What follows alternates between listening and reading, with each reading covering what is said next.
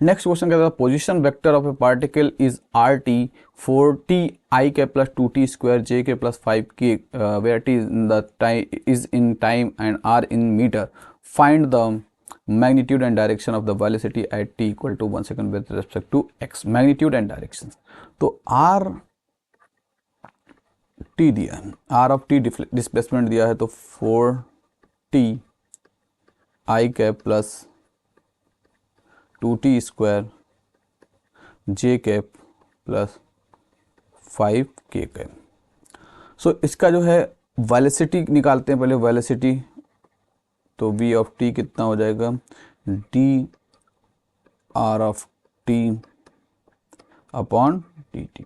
सो ये यहाँ पर देखिए जैसे 4t है तो t का क्या होगा 1, तो 4 I cap plus 2t square, तो 2 तो 2 ही रहेगा इंटू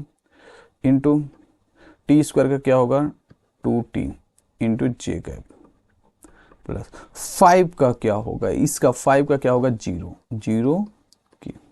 सो ये v ऑफ t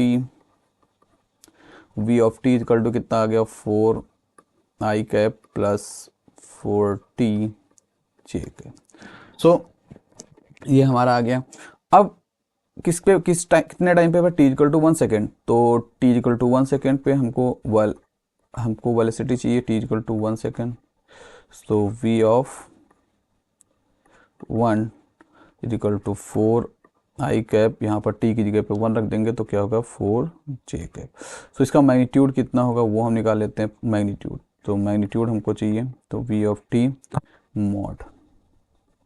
सो ये क्या हो जाएगा under root 4 square plus 4 square, तो कितना हो जाएगा 2 इंटू 4 स्क्वायर लिख सकते हैं। तो 4 स्क्वायर का 4 बाहर आ जाएगा, रूट 2 बचेगा, रूट 2 मीटर पर सेकेंड हो जाएगा। नेक्स्ट इसका जो है directions with respect to X axis निकालना है, तो मान लेते हैं ये जो है ये एक्स एक्सिस ये वाई एक्सिस है। तो यहाँ पर देखिए जो एक्स एक्सिस में ही तुम्हारा आई कैप होता है, वाई एक्सिस में हमारा जे कैप होता है। तो आई का कोफिशिएंट कितना है 4, तो कितना है ये 4 आपको दे रहा है यहाँ से यहाँ तक की, और जे का कोफिशिएंट कितना दे रहा है, यहाँ से फिर चलेंगे जे तो कितना चलेंगे ये आपको कितना दे रहा है 4। सो आपका वाला डायरेक्शन आपका क्या होगा ये होगा, तो आपको थीटा ये चाहिए।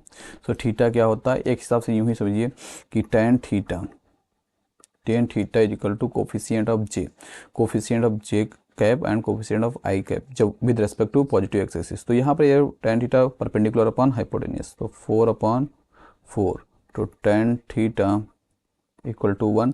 तो थीटा की केस वैल्यू के लिए इसकी वैल्यू 1 होती है, तो tan theta is equal to 45। तो इसको कंपेयर कर देंगे तो थीटा कितना हो जाएगा 45। सो हमारा आंसर कौन सा सही है 4√2 एंड 45, 4√2 एंड 45, तो ऑप्शन ए इज करेक्ट। सो ये क्वेश्चन नंबर 5 है। A vehicle travel half the distance with speed v and the remaining half with speed 2v, it's average speed is what is, average speed इसकी क्या होगी। तो अभी इसको देखते हैं कि एक डिस्टेंस है कोई, मान लेते हैं मेजर कर लेते हैं, जैसे फॉर एग्जांपल ये मान लेते हैं ये सॉलिड लाइन बनाते हैं, ये क्या है एक डिस्टेंस है, इसको या और यस ये डिस्टेंस है, इसको जो है हाफ ऑफ द डिस्टेंस, जैसे लाइक मान लेते हैं अप्रॉक्सीमेट ये हाफ है, yes half of the distance, and next half यहाँ से कर देते हैं कि ये नेक्स्ट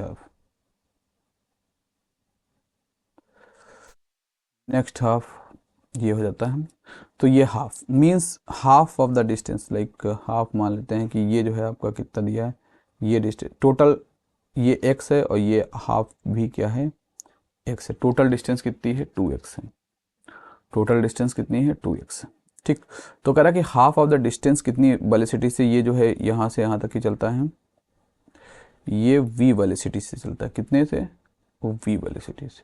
जो रिमेनिंग एक्स हाफ है वो कितनी वेलोसिटी से चलता है, वो टू वी से चलता है। तो कह रहा है द एवरेज स्पीड। तो एवरेज स्पीड क्या होता है, एवरेज स्पीड का फॉर्मूला क्या होता है, total distance, total distance upon total time. So मान लेते हैं ये हाफ ऑफ द डिस्टेंस में टाइम कितना लगता है t1, यहाँ पर हाफ ऑफ द डिस्टेंस में टाइम कितना लगता है t2। So speed equal to क्या होता है, speed equal to distance upon time. तो speed equal to distance upon time.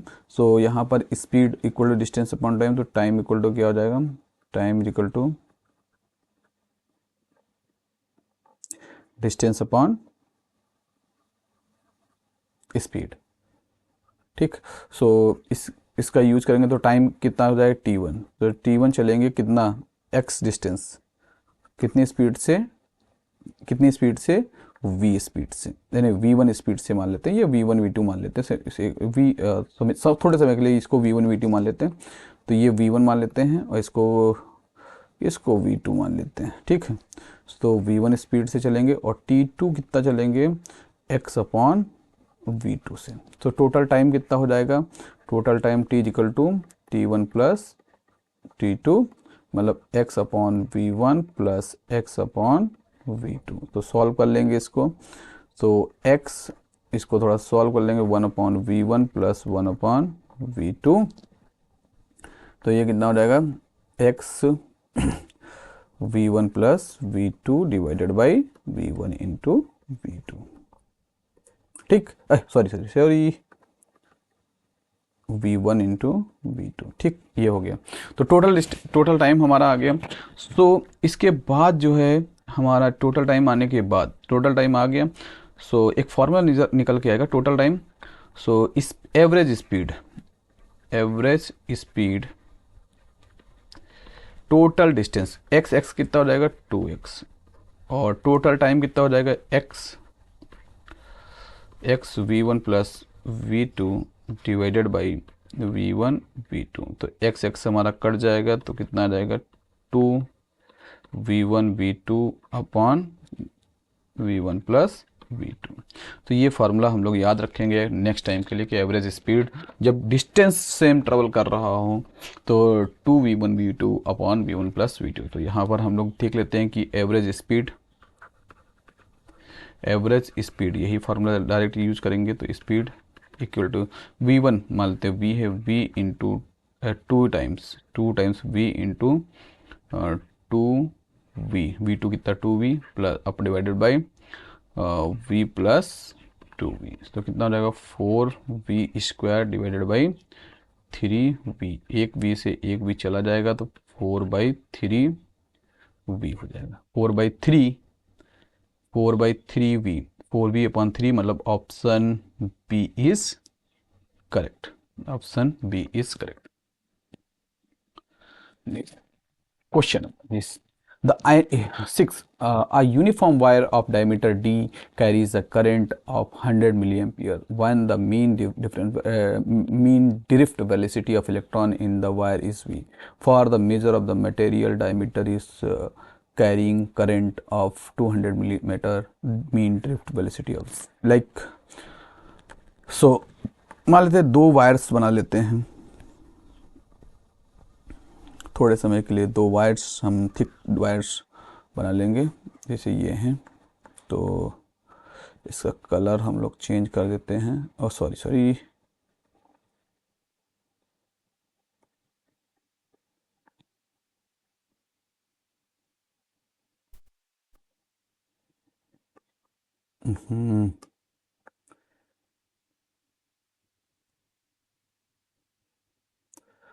हाँ, ये कलर इसका चेंज कर लेते हैं, इसको थिक कर लेते हैं।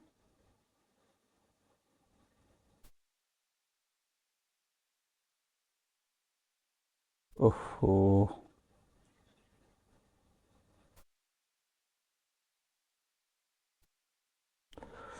ठीक, रुको।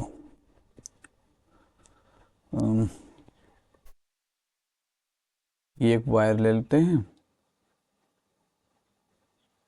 नहीं बना, एक वायर इसको मान लेते हैं, एक वायर पीस ऑफ वायर है, हाँ ठीक, ये पीस ऑफ एक वायर है, एंड देन दूसरा एक पीस ऑफ वायर d/2 कर देते हैं, एक ये हाफ कर देते हैं डायमीटर। सामने से देखोगे एक जो सर्किल सामने से वायर का सर्किल। सो इसमें जो करंट कैरी हो रहा, इसमें जो करंट कैरी हो रहा है, जो इसमें करंट I1 जाएगा, I1 कितना है 100 मिली एम्पियर, एंड इसका डायमीटर कितना है d, डायमीटर कितना है d, ठीक। और एंड ड्रिफ्ट वेलोसिटी कितनी है v, ड्रिफ्ट वेलोसिटी कितनी है v, और इसमें कितना, इसका डायमीटर कितना है d/2, एंड करंट कितना कैरी कर रहा है 200 मिली एम्पियर, और इसकी ही ड्रिफ्ट वेलोसिटी हमको निकालनी है, v1 मान लेते हैं या v2 मान लेते हैं, ये इसको मान लेते हैं, ये I2 दिया है, ये diameter d1 equal to d, and d2 equal to d/2, और ये v1 equal to v। Okay, so चलते हैं, एक शॉर्ट फार्मूला लग रहा है यहाँ पर, ये कि directly formula I equal to NEA VD होता। सो यहाँ पर डायमीटर मतलब A क्या होता है, A क्या है πr², सो R क्या होता है d/2, सो जहाँ पर D है वहाँ पर AR है, वहाँ पर d/2 रख देंगे, तो पाई d/2 का होल स्क्वायर, सो ये कितना हो जाएगा पाई d² डिवाइडेड बाई 4, तो ये हो गया। तो इसका मतलब it means I equal to कितना हो जाएगा NE pi d² upon 4 into VD, ठीक है। सो VD को हम V1 V2, सो इसलिए क्योंकि NE पाई अपॉन 4, तो ये तो चेंज होंगे नहीं, ये क्या है कांस्टेंट, जैसे इसको लिखेंगे NE पाई डिवाइडेड बाई 4, ये एक कांस्टेंट है, ये d² एंड VD यही चेंज हो रहा है, तो हम लिखेंगे कैसे I1 equal to NE pi divided by 4, चाहे इसको प्रोपोर्शनलिटी कॉन्स्टेंट्स भी कर सकते हैं, d1² इंटू V1।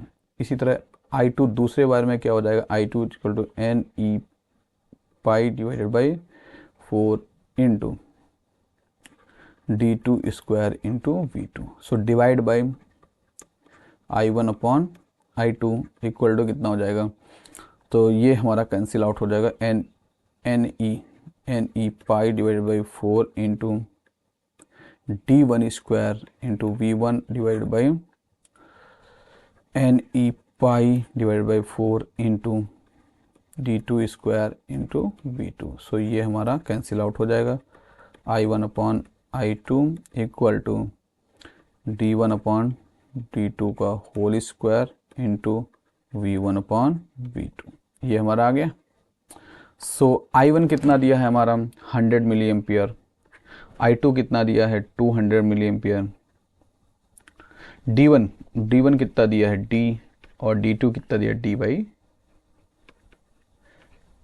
का होल स्क्वायर इंटू V1 कितना दिया है V अपॉन V2 हमको निकालना, V1 कितना V दिया, सो यहाँ पर हम ये 2 जीरो कट जाएंगे, तो ये 1/2, और d2 कट जाएगा तो कितना आ जाएगा, ये 2 ऊपर चला जाएगा तो 2 का square into V divided by V2, so cross multiplication भी कर देंगे तो V2 इसको इस तरफ, सो ये किधर 2 इंटू 4 V हो जाएगा, तो V2 इक्वल टू कितना 2 चक्को 8 V हो जाएगा, ये हमारा आंसर, तो 8V।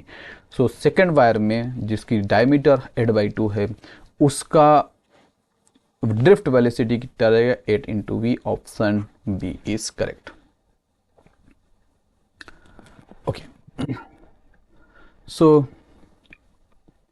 ये क्वेश्चन नंबर 7 है, last question. At any instant of time the displacement of a particle is given by x is equal to 2t minus 1 SI units under the influence of a constant force of 5 newtons. Force कैसा दिया है? Constant. The value of instant power is options. ठीक, so इसको हम लोग solve करेंगे। तो power हम कैसे निकालेंगे? सो अगर हम देखें, देखिए एक सिंपल सा चलते हैं कि W is equal to force into displacement होता है। फोर्स इंटू डिस्प्लेसमेंट होता है। फोर्स इंटू डिस्प्लेसमेंट होता है अगर दोनों की डायरेक्शन एक है तो। डायरेक्शन एक है तो। सो फोर्स इंटू डिस्प्लेसमेंट अपन डिस्प्लेसमेंट फोर्स इंटू डिस्प्लेसमेंट होता है, तो हमको पावर निकालनी है। तो देखिए वर्क कैसे चेंज होगा? फोर्स तो चेंज होगा नहीं, तो डिस्प्लेसमेंट दिया है, डिस्प्लेसमेंट अगर चेंज होगा तभी वर्क चेंज होगा। सो हम क्या करेंगे? Differentiate on both side with respect to time. तो D W upon D T is equal to F into D T upon D D, sorry हाँ डी डी, या इसको समथिंग कुछ और मान लेंगे, D D upon D T हो जाएगा, डिस्प्लेसमेंट है। सो ये जो है D W upon D T क्या है? तुम्हारा पावर है एफ इंटू, और D D upon D T क्या है? ये आपका वेलोसिटी है। ठीक, या इसको थोड़े समय के लिए आप थोड़े समय के इसको जो है वो मान लीजिए कि एक्स मान लीजिए, ज़्यादा बढ़िया रहेगा। हाँ एक्स, यस ठीक, ये डिस्प्लेसमेंट एक्स मान लेंगे, तो ये D x upon D T क्या जाएगा? वी। तो पावर का फॉर्मूला हो जाता है force into velocity. If force is constant and displacement या velocity is changing with respect to time. Okay, so इसको कैसे हम लोग सॉल्व करेंगे? सो यही फॉर्मूला यहाँ पर रखेंगे, तो x इजिकल टू कितना होता है? 2t minus 1। So differentiate on both side with respect to t, तो ये कितना रहेगा? 2 इंटू 1 माइनस 0। ठीक, तो ये dx अपॉन dt ही तुम्हारा क्या है? v है, तो ये रहेगा 2 मीटर पर सेकेंड, या जो भी ऐसा यूनिट्स मान लो, कोई दिक्कत नहीं। सो फोर्स कितना दिया? 5 न्यूटन्स एंड पावर, तो पावर इजिकल टू कितना हो जाएगा? Force into we. फोर्स कितना दिया? 5 into 2 is equal to 10 newtons. Thank you.